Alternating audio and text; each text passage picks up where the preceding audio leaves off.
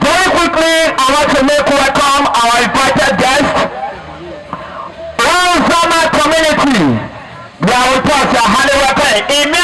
Anara TV, Atara TV, Atara TV, Ilé Ìfọwọ́yà, wọn náà yà á náà sẹ̀rí BS.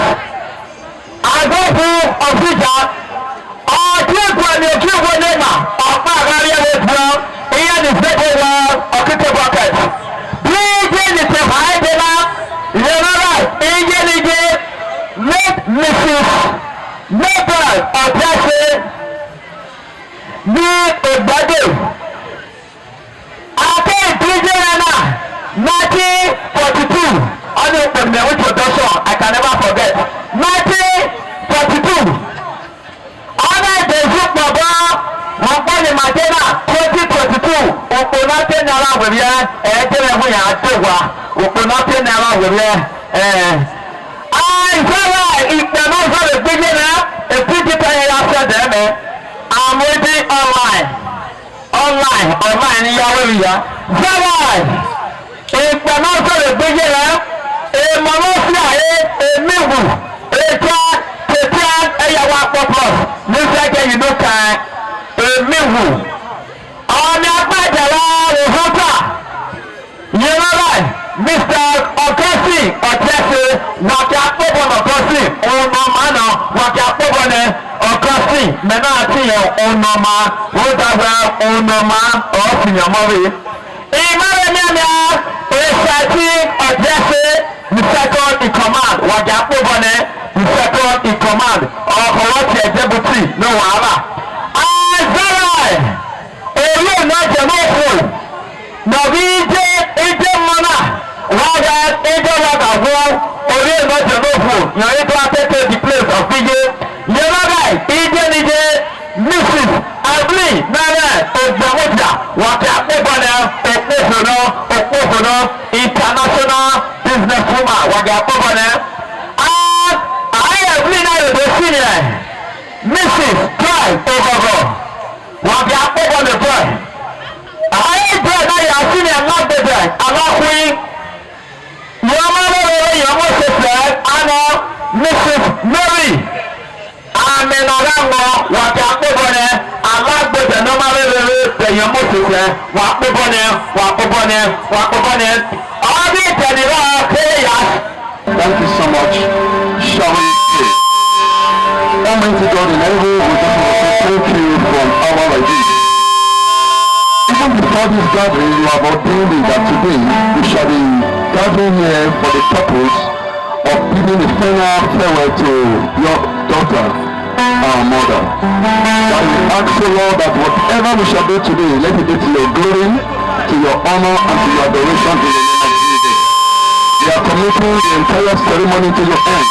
You bring it up your way and do that which you can do even after this ceremony in the name of Jesus. As we shall be going back to our respective destination, we are asking the Lord that you grant to each and every participant of this occasion turning messages to their home in the name of Jesus. We declare this ceremony open in the name of God the Father, in the name of God the Son, in the name of God the Holy Ghost. For in Jesus' mighty name we are prayed. Amen. Everyone is approached by Daddy. Daddy, I respect.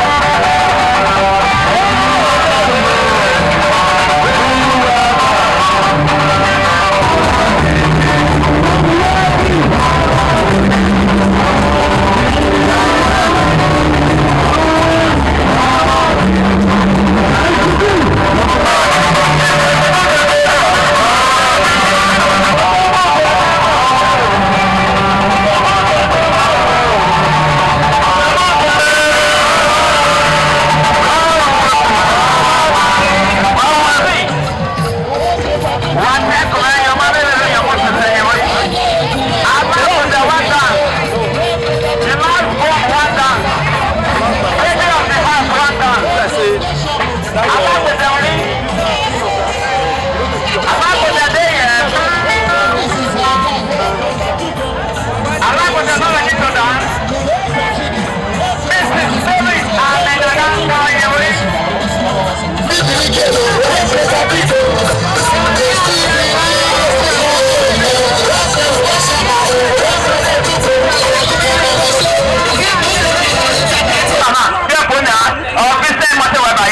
I always shout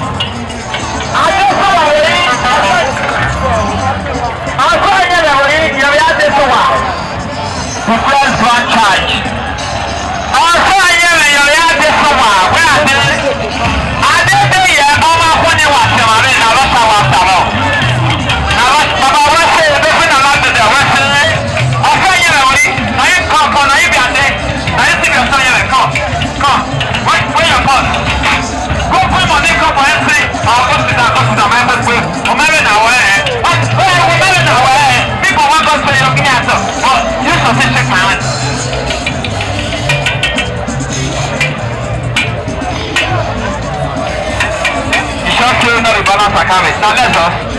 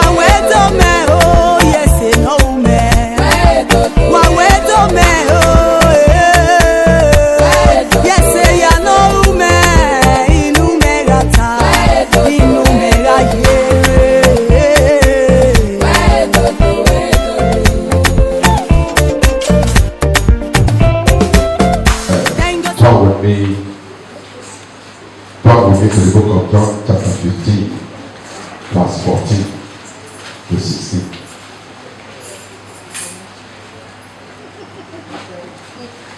Hallelujah. Amen. Amen. Now, brethren, this message is for me as a preacher. It's also for every one of you that gather here.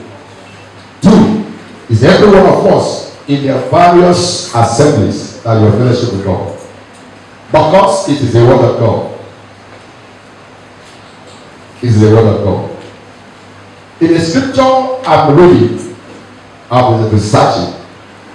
He said to me, if I cannot forgive one another, my Father in heaven cannot do what?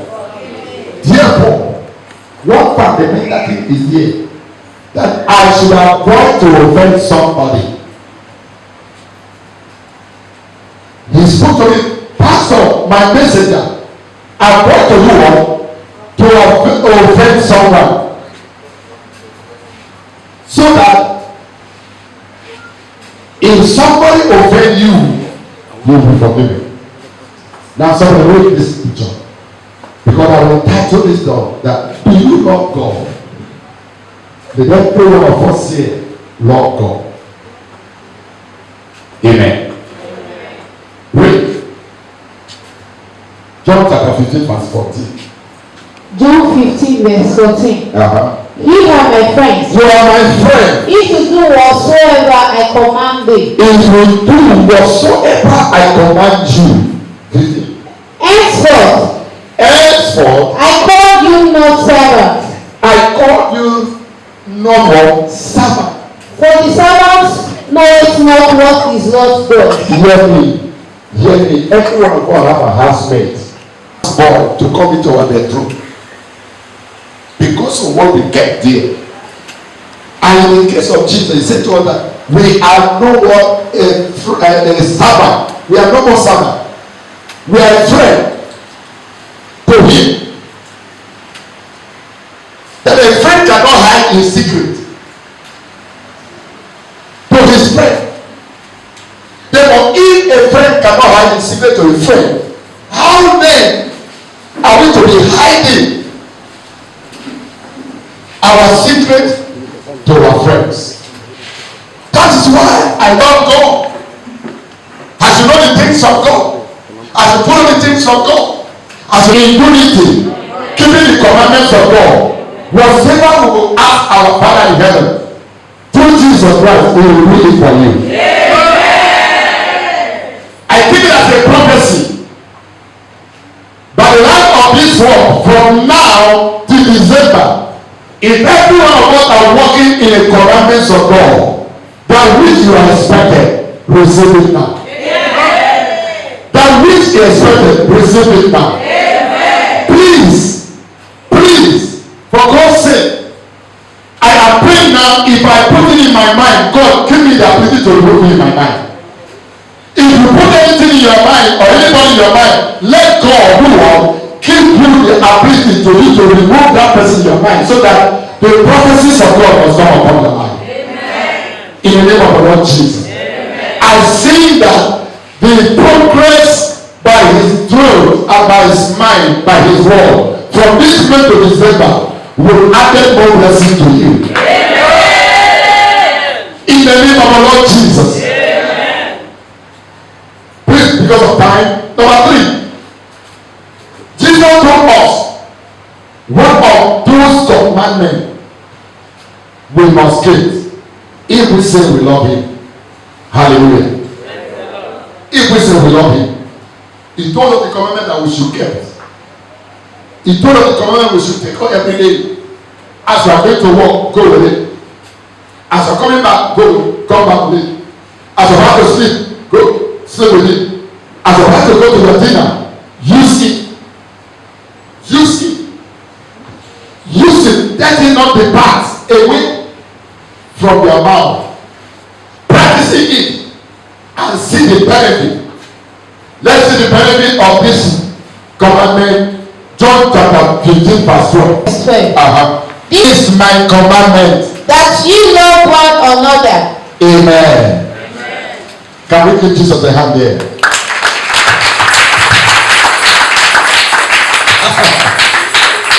Hallelujah. This is my commandment, that we love one another. One another. You can permit me a thing for 2-3 minutes. There was a day I sat with you. I bring the word of God to her. I said, look at all the children you have. Are you the one that gave yourself the children? He said, no. Whose power? He said, God. Through whom? Your husband. Amen. Amen. Hallelujah. I said, yeah, I love you in one thing. You always telling people about God. I don't know whether any of you have noticed about that. She was in a position to do what? To correct every error. And I came to know her that if they tell you 1, 2, 3, you didn't hear. He said, well, though I know some people really well, he said, Osawa, I don't tell her more. Now you know. Amen. Even unto this church, love one another.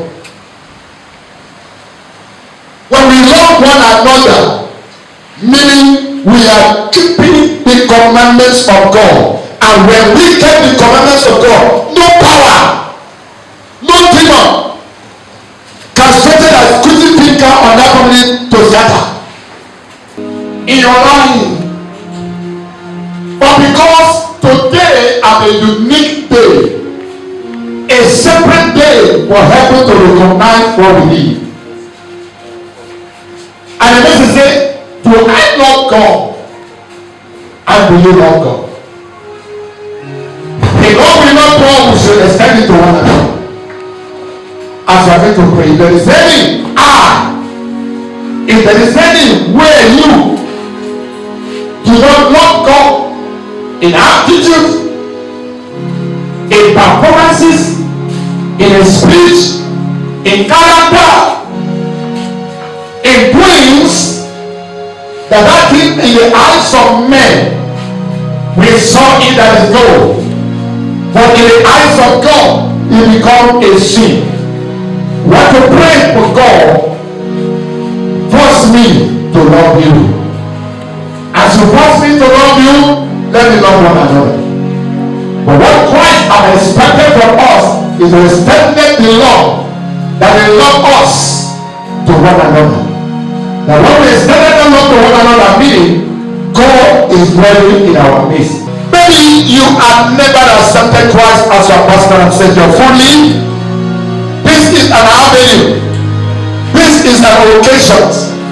This is a time that I should surrender. You should surrender to Him and say, God, let my love towards you extend to one another. Open your mouth and begin to pray. Open your mouth and begin to pray. The Bible is the truth word of God. It's not like any other volumes of the books. It's a truth and right by the Spirit of the living God. Let love be among us. Love is success. Love is prosperity.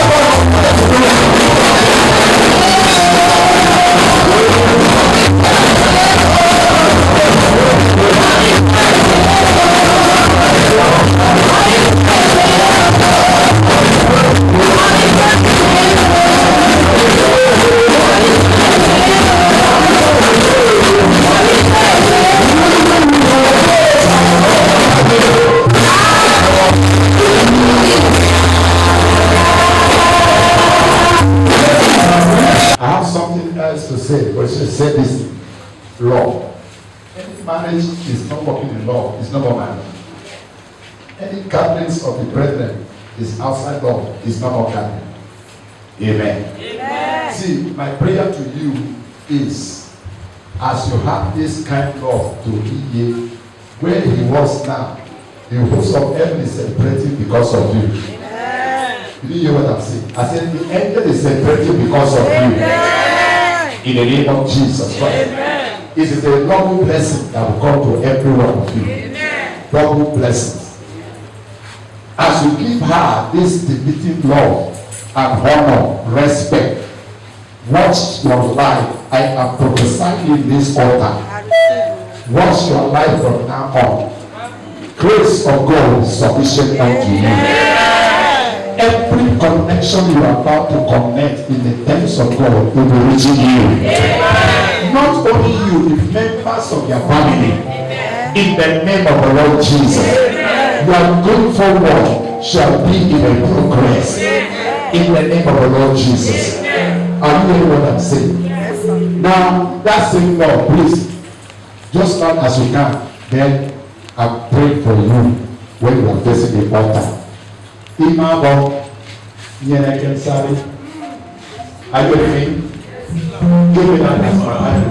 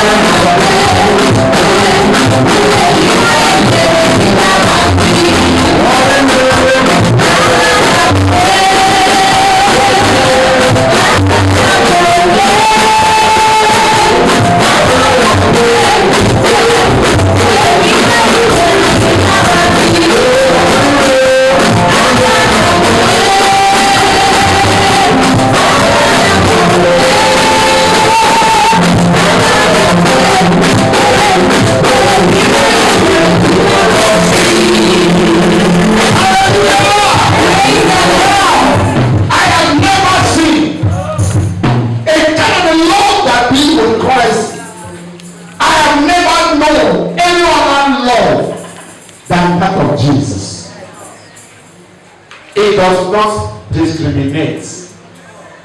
The Lord of God does not select. The Lord of God does not take his side. He loves everybody. Open door for you. No man on the planet earth can close this door. Yes. The Bible says when God said yes, no man can say no. For he is a God of yesterday, a God of today, and a God forever. Father, I stretch my hand towards them. Because they will say anything before you. I ask for the hand that are upon Israel when they were in the land of Egypt. You bring them out with the sentiments of your law. And you take them to the promised land. Even when they are walking through the wilderness. Lord, guide them.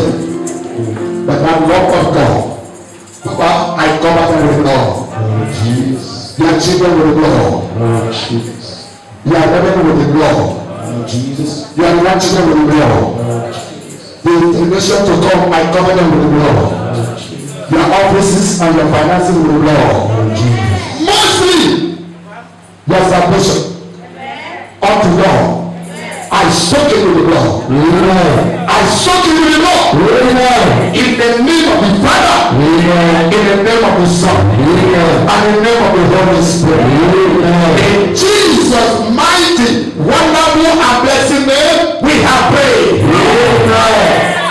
Please embrace one another here. Embrace one another. Please embrace one another. Embrace one another. Embrace one another. Hallelujah. Hallelujah. Hallelujah. In the name of Jesus. Embrace one another. Give God glory. Give God glory. Give God glory. Give glory. Hallelujah. Can I hear your voice say, I love you? The Lord take us together. I eat the bread of love. Shout amen. All right.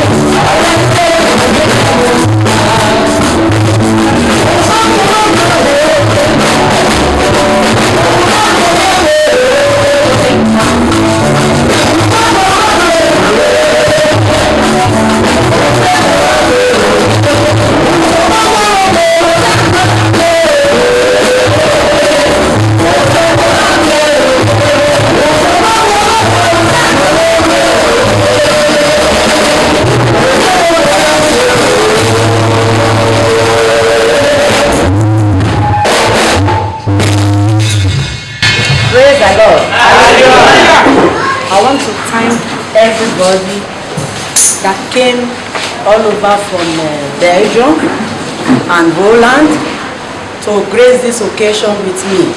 I say thank you all. And I pray to God, the way you came, you will return back safely in the mighty name.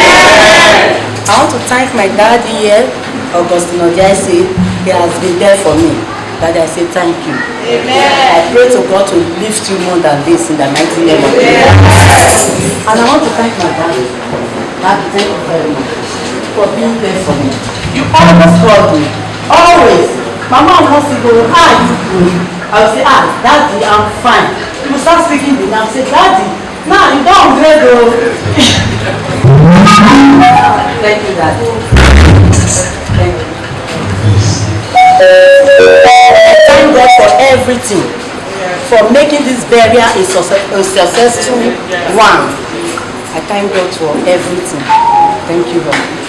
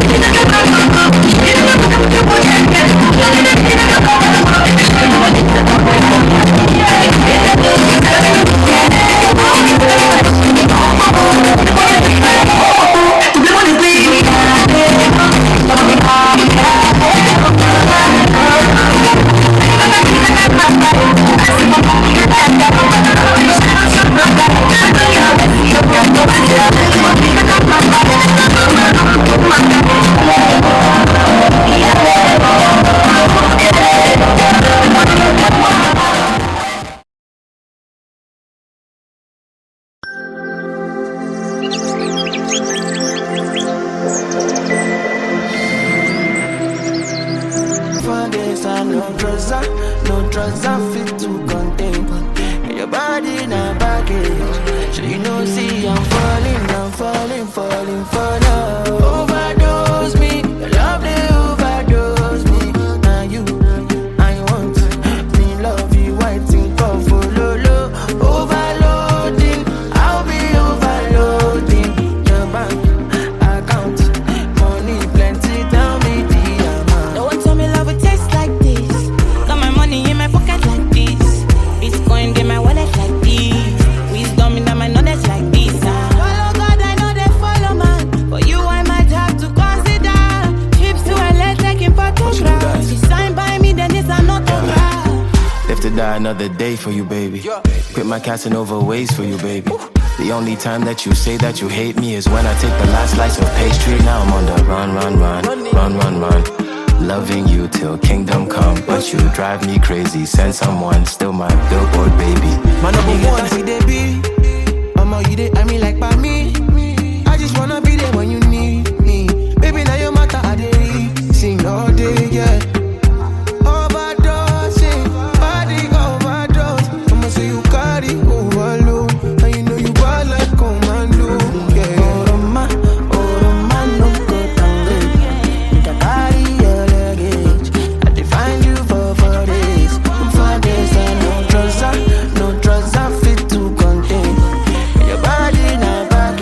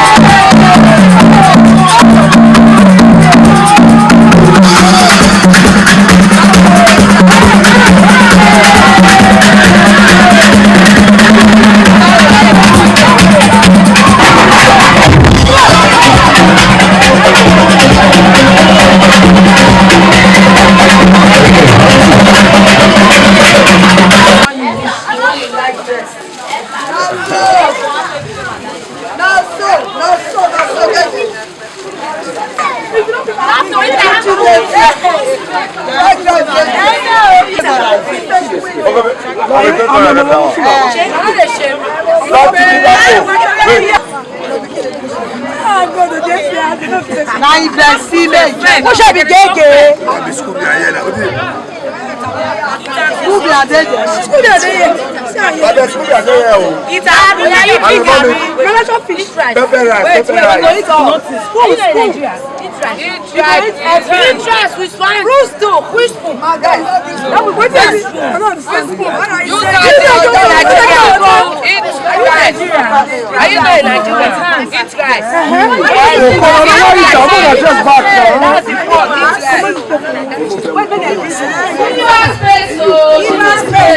She needs breeze, man. No.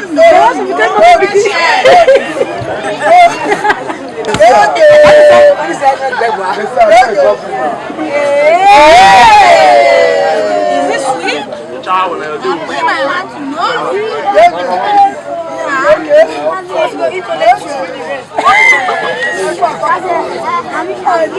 That's how you go do it. No, why you tell just back? Children, please leave here. This is not children birthday. Please, people should go. We'll share small shishi for you people. We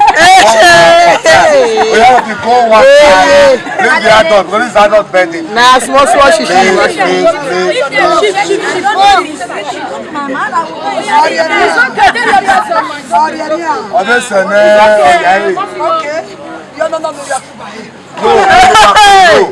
No, me Liverpool, no, me Liverpool.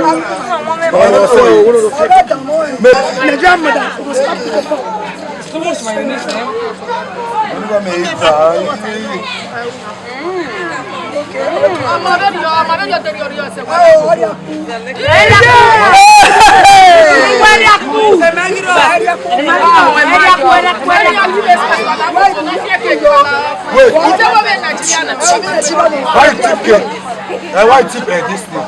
Top tip is not good. I'll call police for you very soon. Not the only police, call soldier.